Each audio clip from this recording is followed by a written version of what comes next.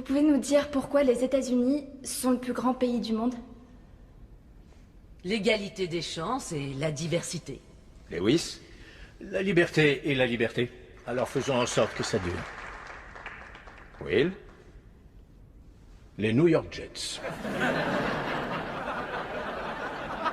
Non. Je veux une réponse sérieuse cette fois. Qu'est-ce qui fait des États-Unis le plus grand pays du monde? Eh bien, ils viennent de le dire, l'égalité des chances, la diversité, la liberté et la liberté. Pensez aux gens qui vous écoutent. Pourquoi les États-Unis Les États-Unis sont-ils ne le sont plus... pas le plus grand pays du monde, monsieur. Là voilà ma réponse. Vous êtes en train de... Oui. Puis en disant à des étudiants que notre pays est tellement exceptionnel et merveilleux que nous sommes le seul peuple dans le monde à connaître la liberté. Le Canada est un pays libre, le Japon est un pays libre.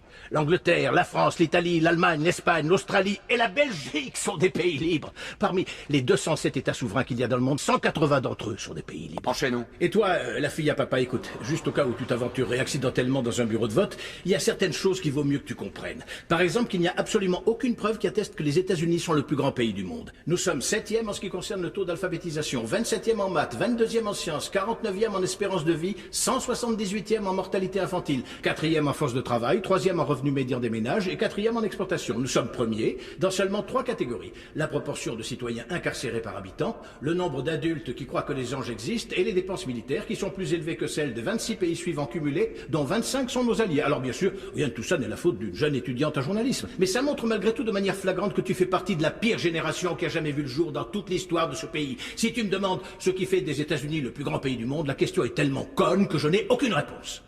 Yosemite.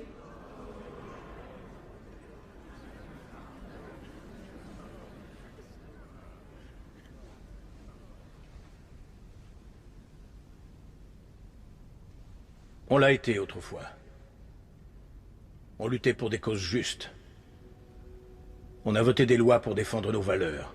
On en a abrogé d'autres contraires à ces mêmes valeurs. On menait des guerres contre la pauvreté, pas contre les pauvres.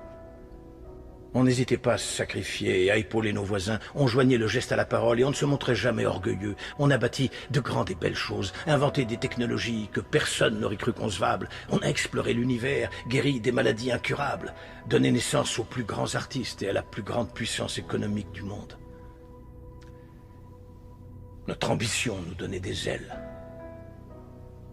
On agissait en homme et on cultivait notre intelligence. On ne rabaissait pas celle des autres de peur de nous sentir inférieurs. On n'était pas défini par la personne pour qui on avait voté aux élections précédentes, et on n'avait pas aussi peur.